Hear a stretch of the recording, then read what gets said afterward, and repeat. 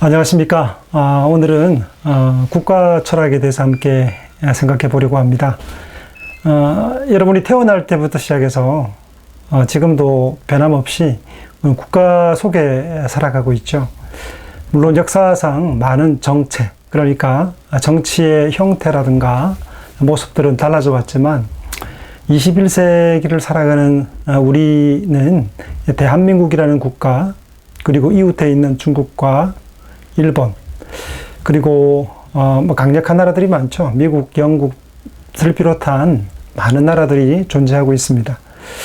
근데 가만히 살펴보면 우리가 이웃 나라이지만 가만히 살펴보면 대단히 다른 정치 형태를 가지고 있다는 것을 알 수 있습니다. 대한민국의 민주주의 정치 체계와 우리 바로 위에 있는 북한이 가진 정치 체계는 다르죠. 물 건너가 대만도 다르고요. 중국도 다르고 일본도 다릅니다. 구분하는 형태에 따라서 서로 비슷한 형태의 어떤 양태들을 가지고 있긴 합니다만, 미국도 다르고 영국도 다르고 대한민국도 역시 결이 다른 모습을 볼 수 있습니다. 어떻게 이런 국가의 정체, 정치 형태가 형성되었을까요? 이런 어떤 국가가 무엇인가에 대한, 국가란 무엇인가라는 질문 속에서 사회적 합의, 그리고 결정에 따라서 정치 형태가 구성되어지고 얼개지어져 왔겠죠. 우리 대한민국도 사실은 이전의 조선시대를 거쳐 또 일제 식민지 치하에 있을 때, 그리고 정부 수립한 이후에 형성되어 오는 과정이 있습니다. 여기에는 역시 마찬가지로 어떤 정치 형태를 취할 것인가 하는 것에 대한 어떤 토론, 논의, 그리고 합의가 있었기 때문에 지금 형태의 정치 체제를 구성하고 그 안에서 살아가고 있는 것이겠죠. 국가란 무엇인가? 라는 질문. 여러분, 철학은 근본적인 질문들을 던진다고 이야기를 합니다. 국가가 무언가? 국가가 어떻게 존재하고 또 유지될 것인가?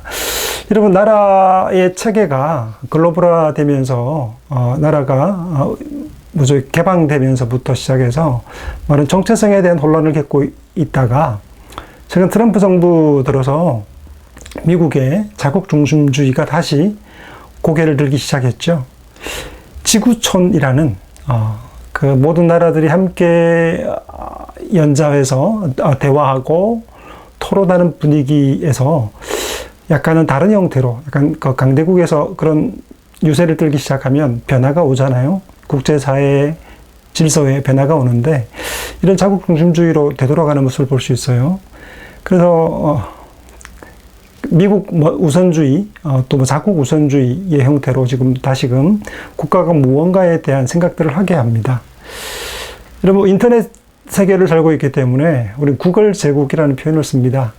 대한민국이라는 나라만이 세금을 걷는 것이 아니고, 포털 사이트, 그러니까 인터넷 기반으로 한 어떤 정보화 사회 속에서 거의 국력에 맞먹는 형태의 세금을, 또 이렇게 돈을 가져가는, 취하고 형성되는 그런 어떤 포털 사이트 기업들이 존재하게 되죠.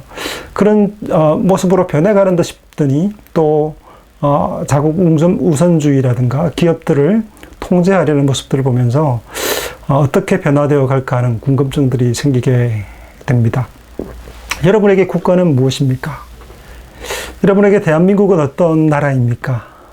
여러분, 살다 보면 이민 가고 싶은 마음도 있을 거고, 또 다른 나라로 가고 싶은 생각도 하게 될 터인데요. 분명히 아마 여러분 중에도 대한민국 국적을 포기하거나 다른 나라의 국민으로 살아갈 수도 있을 거예요. 물어야 되죠. 도대체 나라가 무엇인가? 어떤 나라의 체계 속에 살아가고 들어간다는 것은 그 나라가 구성하고 있는 법률과 제재 조치, 그리고 어떤 약속하고 있는 것들에 대한 협의, 계약, 이런 것들이 필요한 거죠. 그 법률로 구성되어 있습니다만 그런 것에 대한 사전적인 지식 속에서 내가 결탁하고 들어가는 것이겠죠.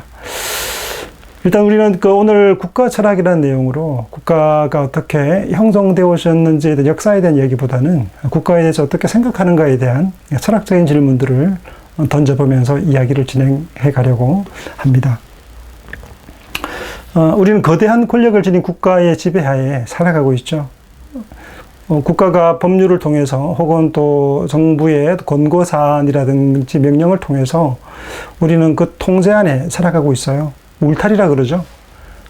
이 울타리, 대한민국 울타리 안에서 살아가려면 그 울타리 안에서 지정된 법률과 체제 안에 살아가야 되는 것이죠.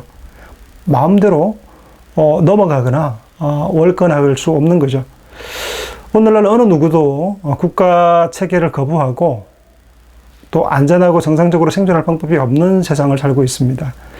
뭐 집시라든지 나라 없는 서름들을 우리는 알고 있죠. 저기 그 터키와 시리아 사이에 놓여 있는, 이란 사이에 놓여 있는 쿠르드 민족 있지 않습니까?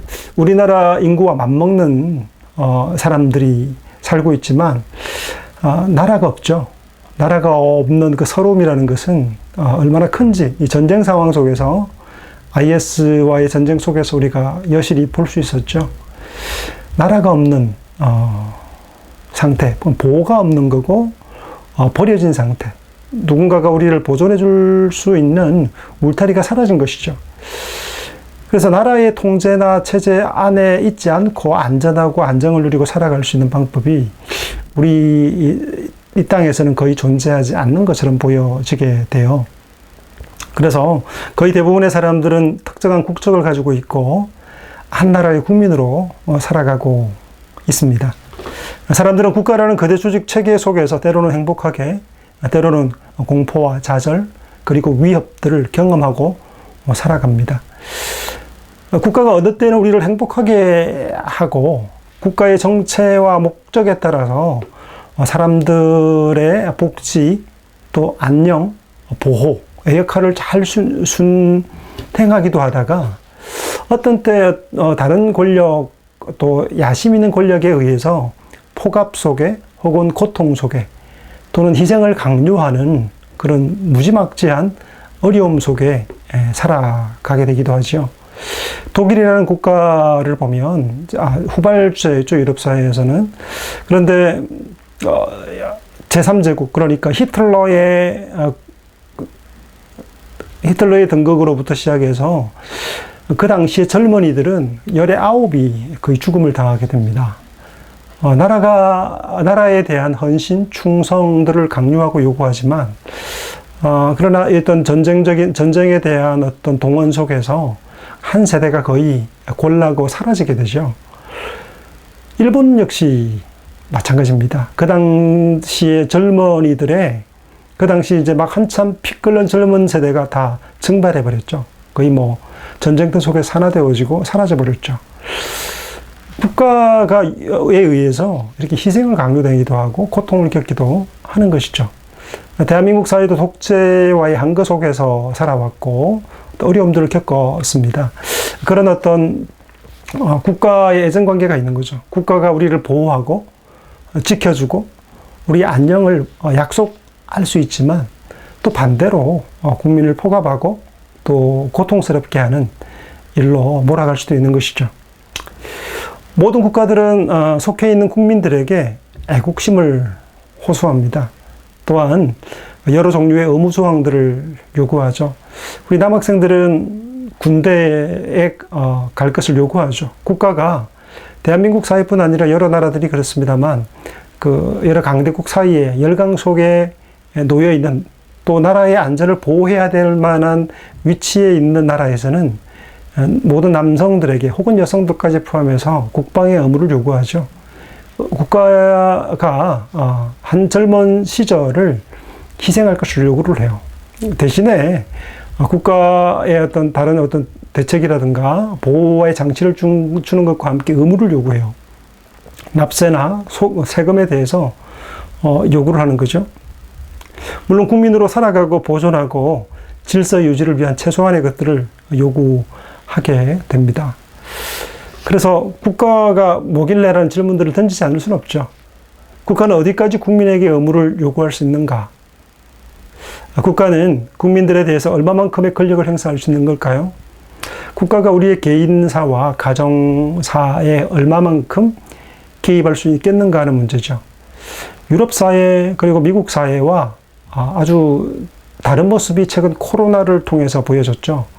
물론 그 인터넷의 발전과 어떤 디지털화의 선두주자로서 있는 대한민국이기 때문에 사람들의 어떤 그 정보 그리고 외국에서 들어올 때에 정보를 취합하는 것과 추적하는 시스템이 아주 강력하게 작동을 하고 효과를 발휘하고 있습니다만, 이 대한민국 사회가 가지고 있는 눈길이 있죠. 그리고 지지하는 것과 반대하는 그런 응집력들이, 힘들이 존재하고 있습니다. 서구 사회와는 또 다른 형태의 국가를 위해서, 또 나뿐 아니라 타인을 위해서 국가를 위하고 또 다수를 위한 것이 곧 나를 위한 것이라는 이런 국가와 나 사이에 관계들이 존재해요. 예로부터 우리는 예술가, 또 예술가라고 할 때 가짜가 붙죠. 나라 국자가, 가정 가짜가 붙어요. 국가라고 얘기할 때 나라 국자에다가 가정처럼 묶어져 있어요. 표현에 있어서 가문에 대한 것도 마찬가지입니다만, 가정에 대한, 그리고 어떤 단체들도 가정으로 묶고 있죠. 국가 역시 이 가정처럼 마치 묶여져 있는 독특한 형태를 지니고 있는 거죠. 그래서 외세 혹은 BBC, CNN, 심층 분석하는 대한민국의 코로나에 대한 대응에 대한 이야기를, 이야기하면서 기술뿐 아니라 또 한 가지에 주목해요. 나라를 어떻게 생각하는가. 최근에 뉴스들을 보면 대한민국 사회가 어떻게 코로나에 이렇게 위기에 아주 빠르게 대응할 수 있을까 하는 것을 살피면서 국민들이 가지고 있는 나라에 대한 인식, 이것에 대한 독특한 점들과 강점들을 끄집어내요. 중국과는 다르죠. 여러 나라들이 수십 쪽의 사람들이 섞여 있는 것과 다르고, 또 중앙 집권 순응하고 질서를 잘 지키지만 순응하는 나라와 달리 대한민국은 되게 적극적이고 상호 소통하면서 가는 독특한 형태의 모습을 보면서 극찬을 하고 있죠. 국가는 우리에게 얼마만큼 요구할 수 있을까요? 또 우리는 국가에 얼만큼 요구할 수 있는 것일까요? 미국 정부가 가지고 있는 국가를 위한, 또 국민을 위한 국민의 정부라는 부분들뿐 아니라 국가와 국민 사이의 관계 속에 놓여져 있는 어떤 틀들이 조금씩 달라요. 국가는 특정 지역에서 자신에게 주어진 고유한 권리를 행사하면서 살아가고 있는 개인들의 집합체입니다. 그러므로 개인들이 가지고 있는 고유한 권리가 미리 주어져 있다는 사실은 국가가 무엇인지 이해하는 데 매우 중요합니다. 그렇다면 기본권은 무엇이며 개인들이 국가에 위임한 권리는 어떤 종류의 권리일까요? 국가는 어떤 절차를 거쳐서 권리를 시행해야 하는 것일까요? 또한 어떤 경우에 국가는 개인의 권리를 제한하고 또 개인의 자유를 통제할 수 있는 것일까요? 국가가 국민들이 위임한 권리를 넘어 불법적으로 제재할 경우에 어떻게 대처해야 하겠습니까? 비도덕적 국가의 폭주를 막을 수 있는 장치는 어떤 게 있겠습니까? 이런 질문들을 던지겠죠. 고대 그리스의 경우를 보면 도시국가, 폴리티카, 도시국가 형태를 지니고 있습니다. 그래서 고대 그리스는 가정, 오이코스라는 것과 그리고 폴리스로 구성되어서 있었어요. 한나 아렌트에 의하면 고대 그리스 사회는 오이코스와 그리고 폴리티카, 도시국가라는 정치, 국가라고 얘기하는 그 두 가지만 존재했습니다. 그 사이에 사회라는 존재는 존재하지 않았던 것이죠. 그러니까 사회라는 말은 그 이후에 어떤 국가와 가정 사이의 어떤 범위가, 중간층이 넓어지기 시작하면서 귀족층과 상인층과 힘을 얻기 시작하면서부터 또 다른 세력으로 부각되고 형성된 거죠. 단체가 존재하기 시작한 거죠. 우리나라 같은 경우도 여러분 가정이 있으면 가정의 권한은 대단히 축소됐습니다. 고대에 비해서 국가가 있잖아요. 그 사이에 뭐가 있냐면 사회가 있죠. 의사협회, 우리 최근에 드러났던 국가의 이제 목소리를 내죠. 의사협회만 있습니까? 그 뭐 운송협회, 또 뭐 예술가협회, 뭐 금융협회, 뭐 다양한 어떤 형태의 어떤 군집들과 사회단체들이 존재합니다. 정부를 감시하고 또 혹은 그 입법기관들에 대한 어떤 잘못된 그것들을 고발하는 민변이라든지 변호사협회 같은 경우요. 뭐 이런 형태의 다양한 형태의 사회가 형성되었죠. 하지만 고대 그리스 사회 같은 경우에는 사회는 존재하지 않았고요. 오이코스, 그러니까 가정이죠. 가정에서는 성인 남자만이 투표권을 가졌고요. 그 가정에는 뭐가 있냐면 생산이 됐어요, 생산. 요즘처럼 대량 생산 공장 가거나 식장 가거나 하지 않았죠. 그 가정은 생산하는 기관으로서 여성과 노예들로 구성되어져 있고요. 그 자녀들로 구성되어졌죠. 생산하고 작업자족을 하게 되고요. 그리고 이 성인 남자, 이 자유인은 이 도시 국가에 정치하는 인원으로 직접 투표와 권리 행사에 참여하는 거죠. 그래서 가정과 국가로 구성되어져 있었습니다. 가정과 국가 사이에 사회라는 세력이 형성되기 전이었죠. 가정에서 투표권을 가지고 정치에 참여했던 남성을 빼고 여성과 노예들은 오이코스, 그러니까 가정에 속해 있었고, 오직 이제 남성 자유인만이 이 폴리티카, 이 국가의 이 정치에 참여할 수 있었던 것이죠. 고대 그리스의 국가 및 정부 형태는 도시국가였다는 사실을 상식처럼 잘 알려져 있죠. 도시국가는 민주제로 운영되었던 아테네와 참주제의 스파르타로 나누어서 생각할 수 있을 겁니다. 고대 그리스 시대의 도시국가 사이에서도 이미 정치 제도에 대한 이데올로기적 대립이 진행되고 있었습니다. 아테네의 민주정과 그리고 스파르타의 참주정 사이에 누가 더 우세한가, 누가 더 힘이 있는가에 대한 힘겨루기가 있었던 것이죠.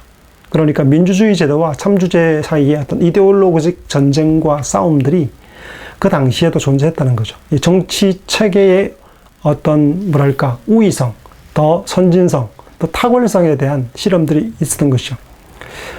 우리 부모님 세대라든지 또 할아버지 세대에 대한 냉전 시기가 있습니다.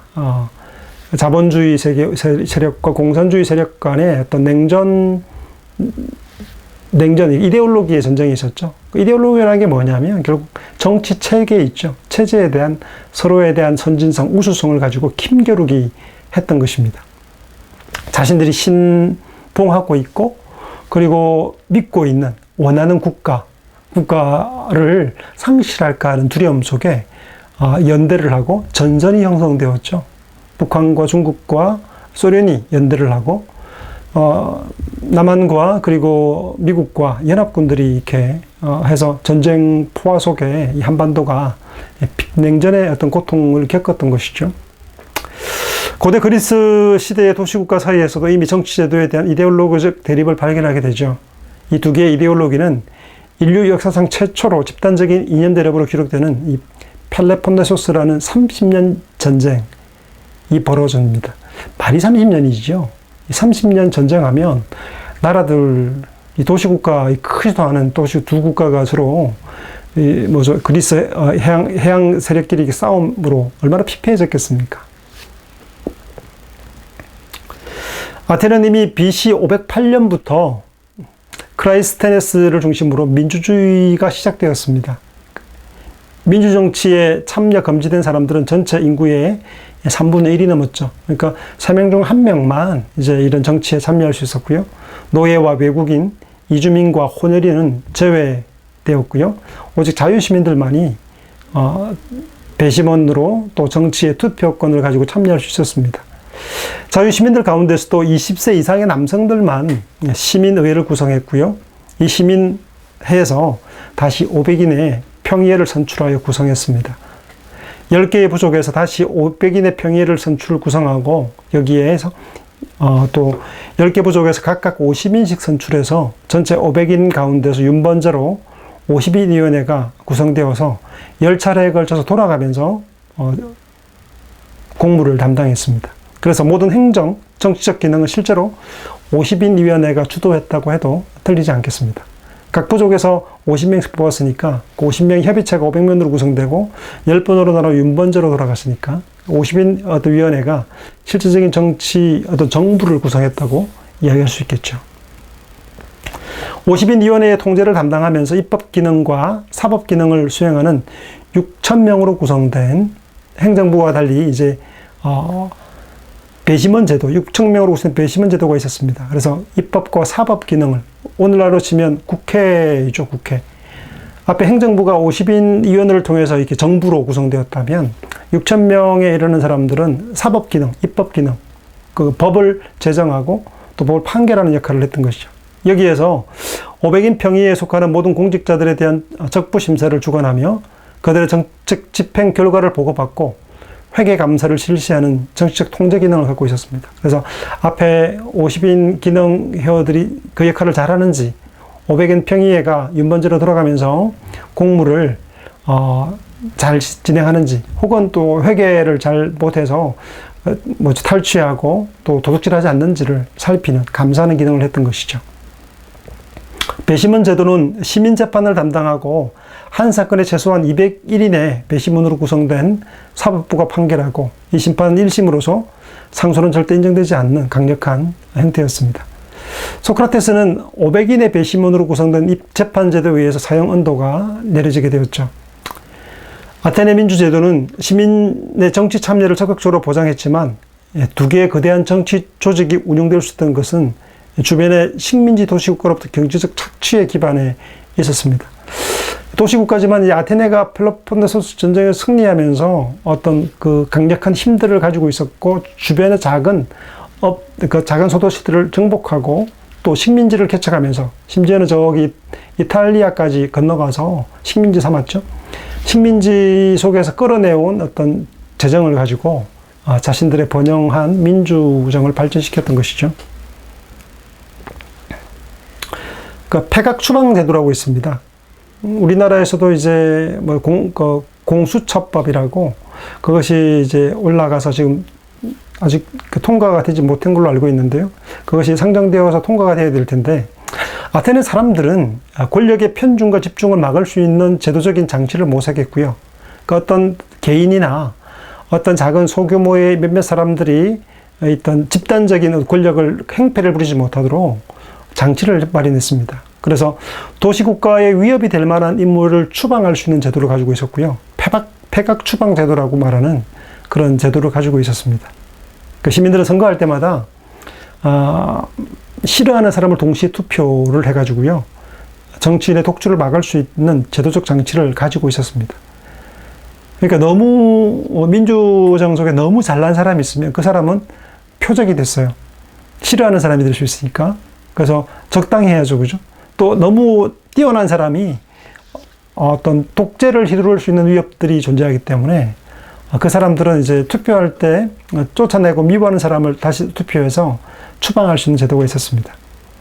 도시국가의 배심원 제도는 현재 미국에서 받아들여서 효율적으로 활용하고 있죠. 우리나라의 경우에는 폐각 추방 제도와 같은 방안이 도입된다면 아마 정치에 있어서 신선함을 불러올 수 있지 않을까. 공수처법, 어떤 공직자, 고위공직자에 대한 어떤 판결, 지금은 국회의원들 같은 경우에는 기소권이 존재하고 있고, 거의 국회의원이나 고위공직자가 되면 무소불위의 권력들을 휘두르잖아요. 그 공직에 있을 동안에는. 있는 동안에도, 고위공직자라 하더라도 범죄와 연루되거나 사건에 문제가 있으면 이것을 심의하고 심사할 수 있는 기능들이 존재해야 골마 썩지 않겠죠. 그런 것들이 아마 도입된다면 아마 대한민국 그 국회도 또 정부도 좀 더 신선한 바람으로 개혁되지 않을까 하는 생각을 해봅니다. 아테네 사람들은 이런 제도들을 효율적으로 사용해서 공권력을 부당하게 사용하는 정권으로부터 신민의 기본권을 지켜갔던 것이죠. 소크라테스는 이전의 소피스트들의 주관성과 상대성의 한계를 극복하고 보편적 원리와 근거를 확보하려고 노력했습니다. 그는 모든 것이 선이라는 보편자를 지향하고 있다고 생각을 했는데요. 그리고 선을 인식하는 경우에 선을 실천할 수 있다는 지행 합일설을 주장했습니다. 그 인식한다는 것과 행위하는 것이 나눠지지 않는 것이죠. 그래서 하지만 소크라테스는 인식할 수 있다고 말한 선이 실제하는 현실 속에서 어떻게 주어질 수 있는지는 밝히지는 못했어요. 그 이상주의가 이상과 현실의 괴리가 있다는 것을 인정하지 않았고, 그것을 인식한다면 그것이 반드시 현실 속에서 시행될 수 있고 수행될 수 있다는 그런 낭만적 생각을 가졌던 것이죠. 비록 어떤 개인에게 선한 것이라 하더라도 그것이 전체 사회에서 선한 것이라고 말할 수 있는가? 그러니까 개인에게 좋은 것이 국가에도 좋은 것인가? 국가에게 유익한 것이 개인에게 꼭 좋은 것일까? 이에 대해 소크라테스는 확실하게 제시하지 못했습니다. 플라톤은 소크라테스가 발견하지 못한 선에 대한 보편적 근거를 이데아 개념에서 찾으려고 하였던 것이죠. 최근에 여러분 그 주식 대주주법이 기재부에서 이렇게 발표되고 나서 지금 뭐 국민청원으로 반대 여론이 막 들끓고 있죠. 3억까지 한 어떤 기업에 3억 이상의 주식을 보유하면 대주주가 된다는, 그래서 세금을 더 과세한다는 이런 어떤 형태에 대해서 반발하고 있죠. 여러분 그 3억 이상을 한 회사에 가지고 있으면 대주주로 할 수 있느냐는 이야기들이 분분한데요. 그런데 어떤 일반적인 소시민으로서는 3억을 한 어떤 기업에 투자하고 있다는 것은 쉽지 않은 일이죠. 사실은 소시민에게 크게 해당되지 않는 부분이라 생각이 들어요. 왜냐하면 회사가 우리나라에 수천 개가 되잖아요. 그 중에 좋은 기업들이 많죠. 투자할 만한 기업들이 많은데 한 기업에게 3억을 가지고 있고, 거기다가 팔아서 차익이 5천만 원 이상 되는 경우에만 5천만 원을 제하고 이익이, 그 다음에 더 나오는 이익에 대해서 이제 세금을 먹인다고 얘기하는데, 그런 경우가 많겠습니까?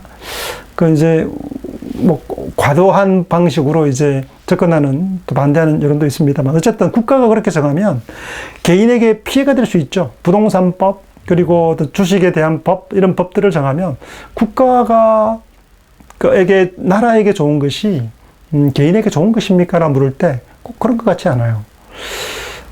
그 개인에게 좋은 것이 꼭 국가에게 좋은 것이 유익이 될 수 있을까? 이런 어떤 괴리가 존재하는 것이죠. 그래서 어떻게 선택하고 판단하든지 간에 국가가 정한 법과 거기에서 어떤 관계들을 풀어갈 숙제들이 있는데요. 어쨌든 생각들이 그렇습니다. 그런 분들이 많지는 않을 것이다 생각이 들죠. 비록 어떤 개인에게 선한 것이 있다 하더라도 그것이 전체 국가 사회에 선한 것이라고 말할 수 있는가? 이에 대해 소크라테스는 확실하게 제시하지 못했죠. 그는 삶으로서는 살려고 했어요. 악법도 법이다. 혹은 뭐 표현이 그 문구만 따와서 얘기하는 경우가 있는데 그것보다 훨씬 더 좀 깊이 들어가서 이해를 해야 되긴 합니다. 플라톤은 소크라테스가 발견하지 못한 선에 대한 보편적 근거를 이데아 개념에서 찾으려고 노력하죠. 그래서 플라톤은 선의 이데아라는 보편적 존재 근거를 마련해서 모든 존재자에 대한 인식과 실천의 근거를 구축하고자 했습니다. 그래서 소크라테스가 다 이 근거를 짓지 못한 것을 그의 제자, 탁월했던 제자 플라톤이 이데아라는 것을 상정해서 보편적인 선에 대한 것을 토대해서 전개해 나가게 되죠. 플라톤은 민주주의를 비판했습니다. 스승 소크라테스가 민주정에 의해서 사형운동을 받고 죽임을 당한 것에 대한 분개한 마음도 분개했기도 했지만 본인이 보기에 그런 어떤 정치 형태는 우민정치, 또 다수의 사람들에 의한 선동되는 정치로 보았기 때문에 반대했죠. 플라톤의 국가 철학은 도시국가에 시행했던 민주제도에 대한 반동이라 할 수 있는데요. 그런 아테네의 민주주의가 이상적으로 운영되지 않고 대표적인 우민정치로 타락했다고 그렇게 인식했습니다. 그것은 바로 소크라테스에 대한 재판에서 여실히 드러났다고 강조하면서요.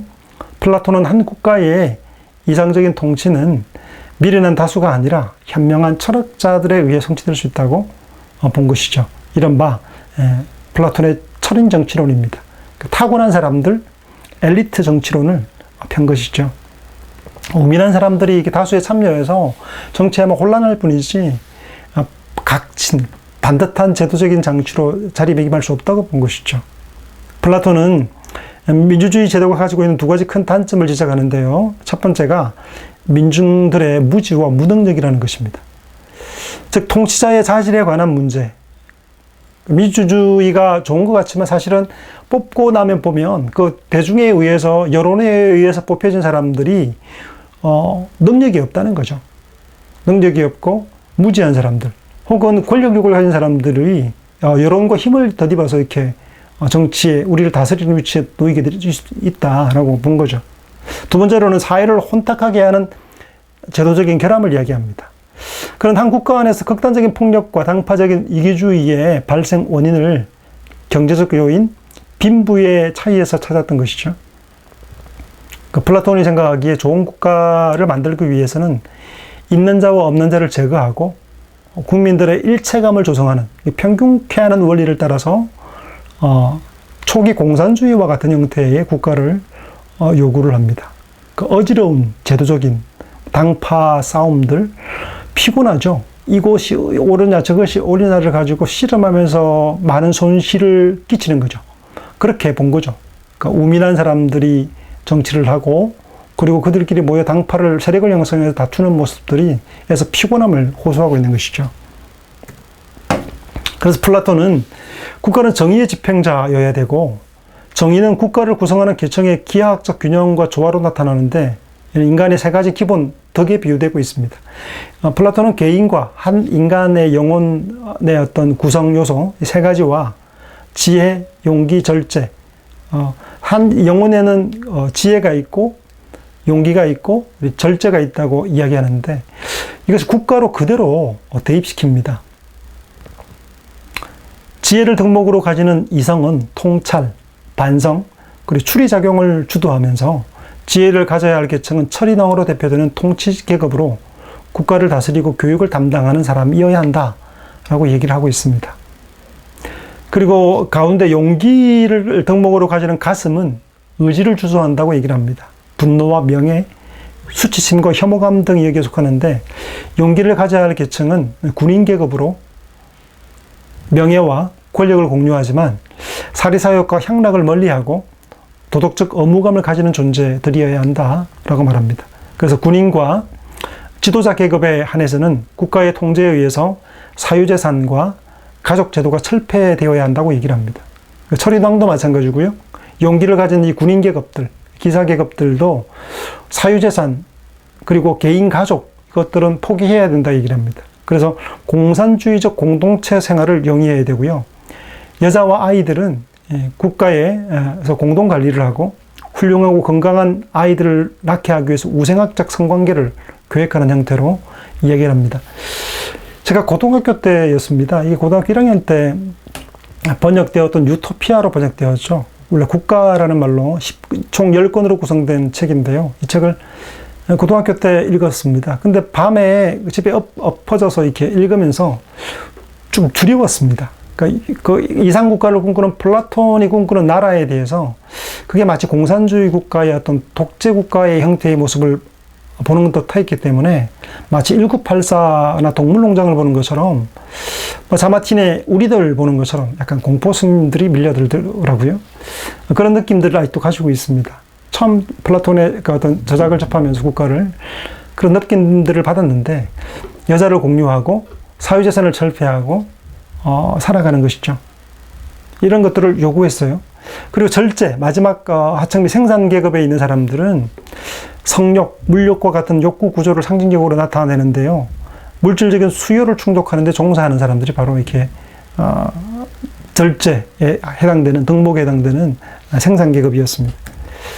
이렇게 플라톤은 사계, 삼주덕이라고 말하는 세 개의 주요 덕들을 가지고 개인 영혼에 있는 덕들을 국가에 빗대어서 그런 국가를 구성해야 한다고 이야기를 합니다.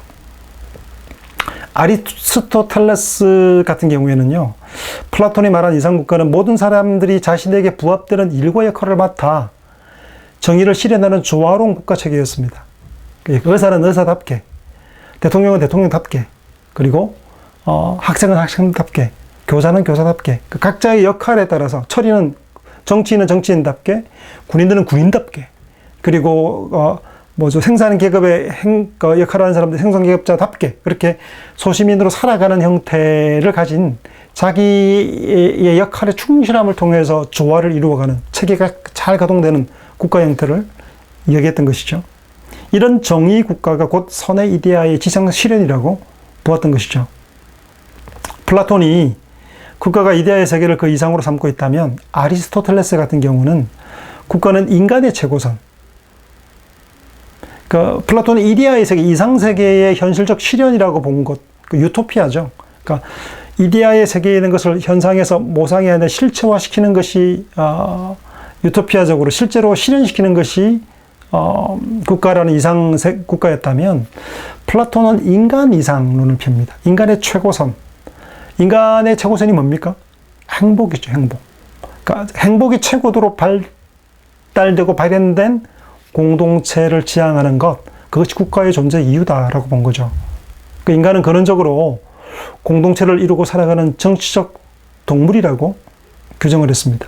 그래서 아리스토텔레스의 관심은 인간의 최고선이라는 이 행복과 관련해서 국가를 이해하려고 했습니다. 국가는 구성원들을 도덕적으로 훈련해서 최상의 행복을 구현하는 데 그 목적이 있다라고 본 거죠. 그 덕은 지나친 의무이나 부족함 때문에, 그러니까 너무 넘치거나 모자람 때문에 힘이 없어지고 어려워지는데 모자라지도 넘치지도 않는 이 중용 개념에 의해 특징 지어진다라고 볼 수 있습니다. 그런 실천 철학, 그의 실천 철학은 윤리학과 정치학으로 구분되는데요. 윤리학은 사회 안에서 개인이 어떻게 도덕적 선을 실천할 수 있는가에 대한 문제라면, 정치학에서는 이 선한 삶을 가능하게 하는 정치적 제도가 어떤 것인가에 대한 문제를 화두로 삼죠. 이런 어떤 아리스토텔레스의 어떤 행복 철학에 대한 부분을 가지고 국가를 모색했다면, 플라톤에 대해서 극렬하게 반대했던 사람이 있습니다. 칼 포퍼 같은 사람이죠. 플라톤의 정치 체계를 닫힌 사회라 보고, 그는 열린 사회와 그 적들이라는 우리나라의 1권, 2권으로 이렇게 번역이 됐는데요. 플라톤 국가 철학의 정면으로 도전했던 인물이 칼 포퍼인 거죠. 포퍼는 플라톤의 민주주의 발전의 역사적 흐름을 막고 전체주의 국가, 이데올로기를 미화하고 있다고 반박합니다.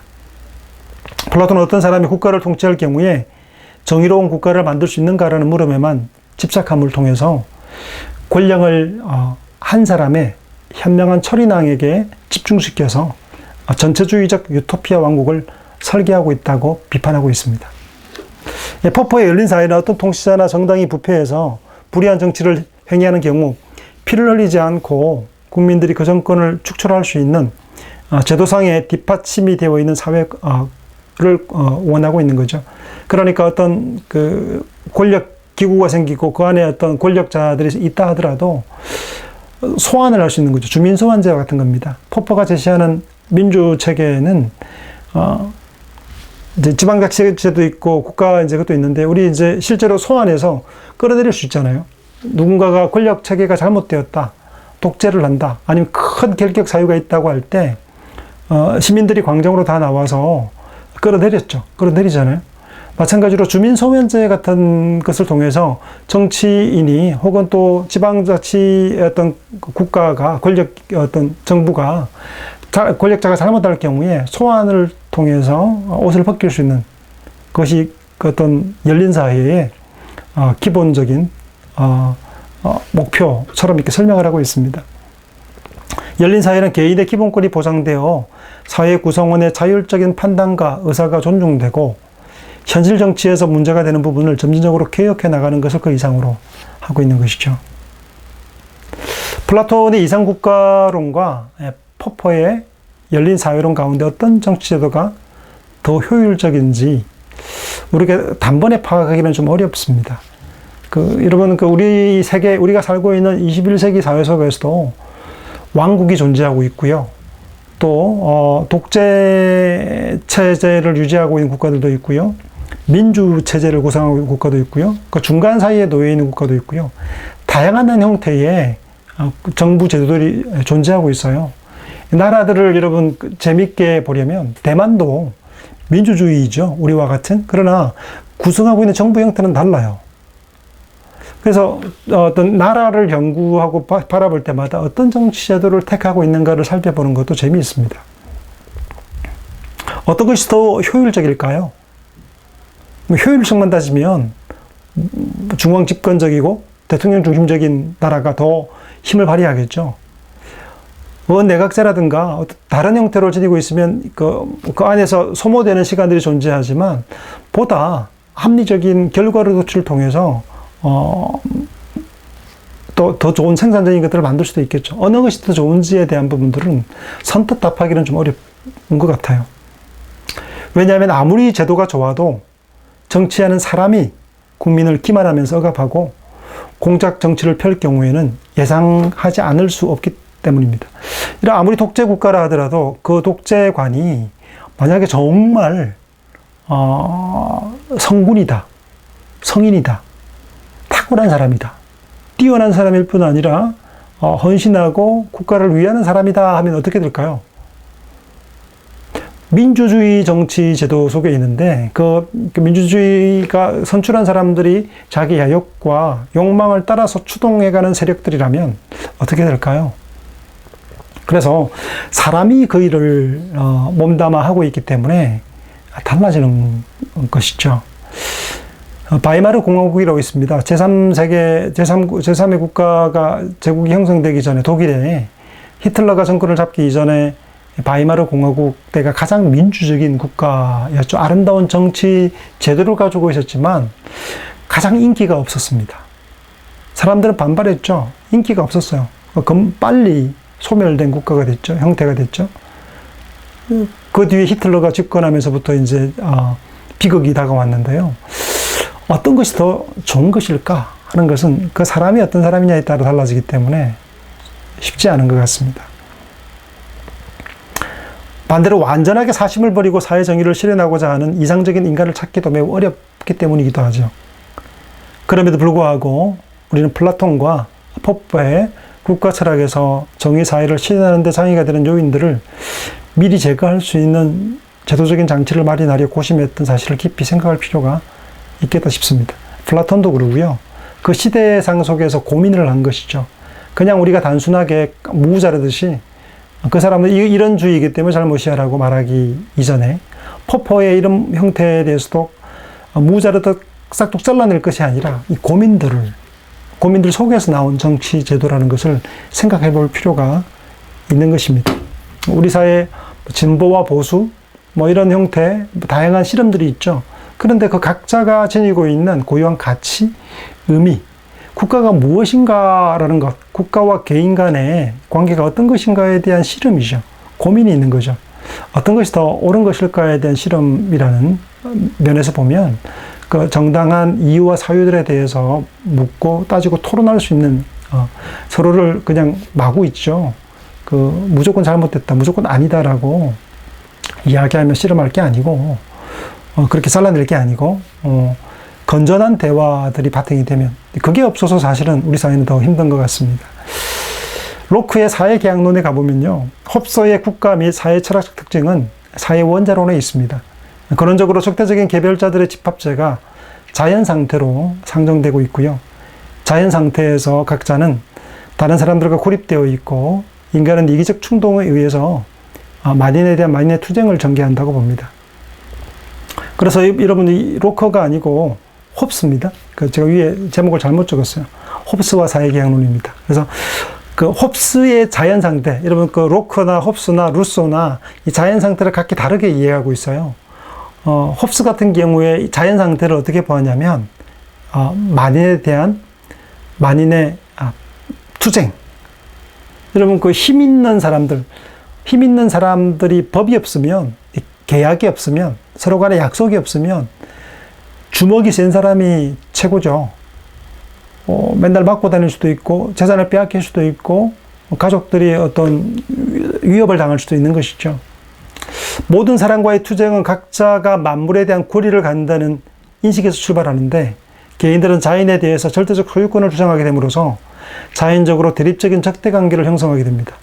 개인의 권리를, 자연권을 가지고 권리를 요구하기 때문에 권리와 권리가 맞붙으면 나의 권리와 상대의 권리가 다를 수 있죠. 여러분 토지 분쟁 같은 거, 땅을 놓고 분쟁할 때 법이 없으면, 그 등기부 등본이라는 그 등기 토지 문서라든지 이런 게 없으면 문제가 해결이 안 되겠죠. 그래서 법적인 절차가 없으면 어떻게 되겠습니까? 서로 영토 전쟁이 작게도 벌어지겠죠. 국가 간의 전쟁뿐 아니라 땅 분쟁 지금도 있잖아요. 근데 이 분쟁들을 어떤 해소하기 위한 법들이 계약들이 존재해야 되는 거죠. 자연 상태는 그래서 공포라는 근본 경험이 지배적이다라고 홉스는 보았어요. 그래서 전쟁 상태. 결국 자연에서는 사람들은 안전이나 자기 보존의 문제를 심각하게 받아들이게 되고 각자는 모든 사람들과 투쟁할 수밖에 없게 됩니다. 하지만 이런 투쟁이 이익과 행복을 보장해주지 못한다는 것을 알고 자발적으로 자신의 자연권 권리를 제한하고 서로에게 소유권을 양도합니다. 이렇게 자신에게 주어진 권리를 양도하는 것을 사회계약이라고 봤습니다. 그러니까 내가 가지고 있는 자연권을 가지고 내가 취할 수 있는 것들이 있는데 내가 취하고자 하는 권리가 있는 자연권을 가지고 있음에도 불구하고 상대도 동일하게 그 자연권을 주장하기 때문에 서로 간에 투쟁하는 관계 속에 놓여 있고 그래서 나의 자연권을 조금은 제한하고 그 권력을 누구에게 양도하는 거죠. 제3자에게 양도하고 나를 보호해 주기를 요구하는 거죠. 그런 계약 상태. 누구에게 양도하냐면 권리를 이 국가에게 양도하는 거죠. 리바야던 구약 성경 이사야에 보면 꼬불꼬불한 뱀 리보야단이라는 게 나옵니다. 그러니까 리바야던이라는 게 이제 뱀이고 어떤 괴물이라는 표현을 쓰고 있어요. 큰 그 괴물과 같은 것인데 그 국가를 지칭하는 거죠. 괴물의 탄생 이런 책 제목 보시면 국가에 대한 얘기를 하고 있습니다. 이 계약은 개인의 권리를 거대한 인격적 조직체에 양도하는 일이고 어떤 종속협정과 같은 것입니다. 이 계약은 인간에게 자연 상태의 부정이고 언제라도 파괴될 위험성이 존재하고 있죠. 내가 가지고 있는 자연권을 국가에게 헌납하는 거죠. 결국 이러한 계약 이행을 감시하고 통제하기 위해서 개인들로부터 양도받아 여러 가지 법적 권한들을 행사할 수 있는 제도 장치가 요구되게 되고 국가가 우리를 무자비하게 하지 않도록 제도들을 만들어야 되는 거죠.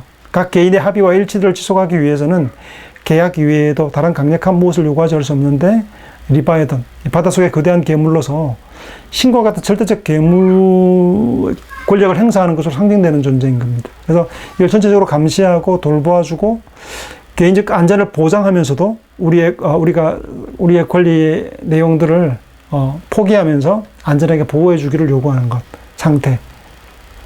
홉스는 국가가 계약을 준수하고 국가 구성원들의 의지를 통합하기 위해서 전제군주 정치 제도가 가장 이상적인 제도라고 보고 있습니다. 그래서 여러분 어떻게 생각하세요? 아마 생각이 다르실 거예요.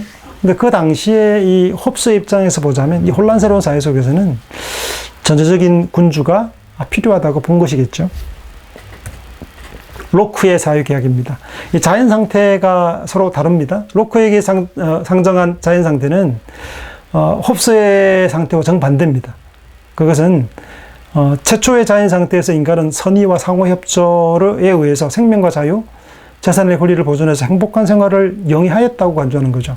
투쟁의 관계가 아니라 인간이 누릴 수 있는 것 가운데 가장 이상적인 완전한 자유 상태가 바로 자유의 상태가 자연 상태라고 본 것이죠. 그 인간이 지나치게 자신의 권리를 집착함으로 자의적, 무법적 자유 행사로 자연 상태가 훼손되기 시작했고 인간은 고독해졌고 동물적으로 전락했다고 보는 거죠.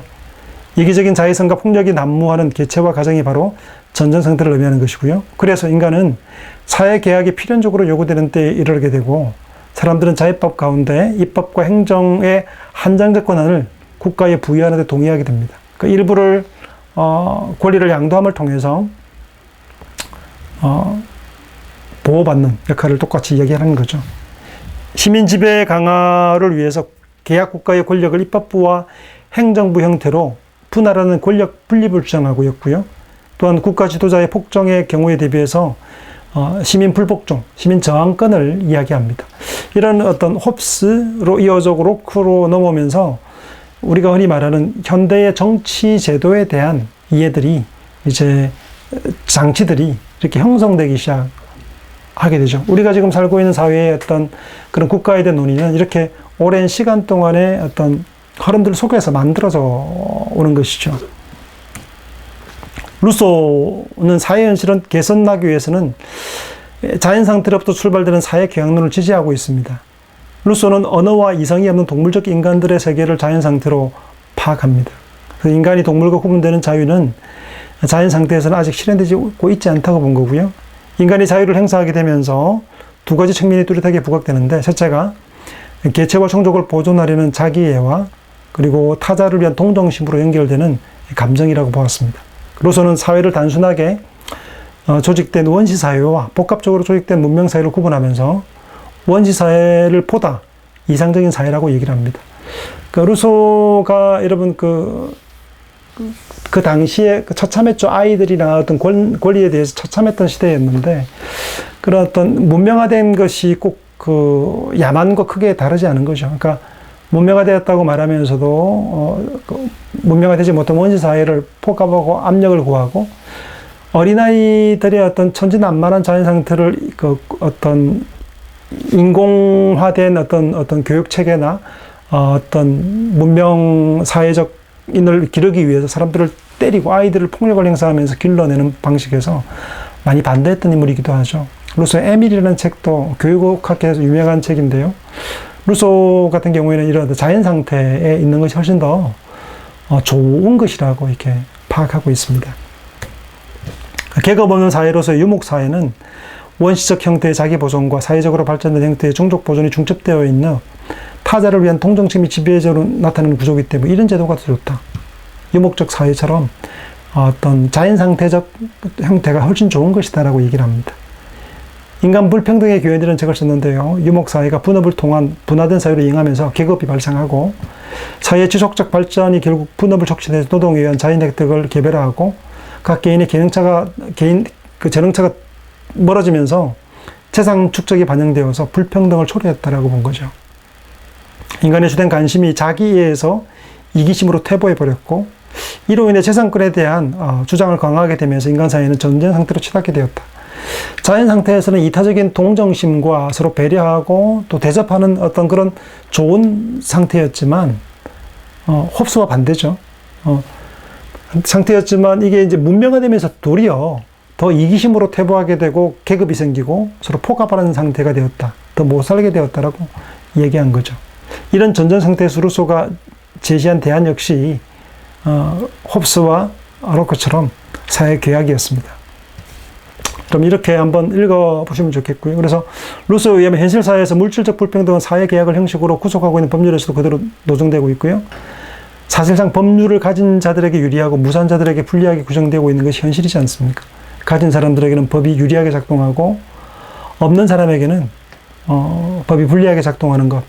이게 우리가 사는 사회의 어떤 문명화된 사회의 어떤 슬픈 일, 유전무죄, 무전유죄라고 표현했던 이런 형태를 현실적인 문제를 본 거죠. 계약에 의해 주권이 창출되고 도덕적이고 집단적인 새로운 사회 상태를 성취하는 것. 루소의 사회 계약론은 단적으로 국민 주권에 관한 이론이라고 이야기할 수 있습니다. 롤즈와 노직에 대한 이야기는 여러분 중요한 얘기이기도 한데, 왜냐하면 현대 미국에서 일어났던 얼마 전에 다루어졌던 이야기이기 때문에 국가가 어떤 국가인가, 롤즈의 거대 국가론, 상해정의론과 노직의 최소 국가론에 대한 형태가 정부 형태가 작을수록 작을수록 좋다라고 얘기했던 이야기 간의 논의들, 이 논의에 대한 어떤 고민들을 해보면 좋을 것 같아요. 읽어보시면 좋을 것 같습니다. 인권에 대한 게 있습니다. 롤즈, 칸트, 블로우까지 해서요. 네, 한번 읽어보시면 좋을 것 같습니다. 정리를 했습니다. 고대 그리스 도시국가에서 부분적 민주정이 시행되었고요. 플라톤의 이상국가와 철인정치론, 당시 민주정에 대한 대안들을 이야기했습니다. 홉스의 만인에 대한 투쟁으로서의 자연상태로 설정하고 국가조직의 필요를 제한했고요. 로크는 이상적 삶의 가능성이 주어진 자연상태의 설정을 계약으로 제한했습니다. 루소는 원시상태를 자연상태로 설정하고 불평등 해소를 위한 계약, 사회계약을 요구했죠. 롤즈는 구대국가론을 지지하고 정의의 두 원칙을 제시했고요. 노직은 최소국가론을 주장하고 절차적 정의까지 세세하게 확립해야 된다고 이야기합니다. 인권에 대한 선언들도 예를 들어 보시면 좋을 것 같습니다. 오늘 여기까지 하겠습니다.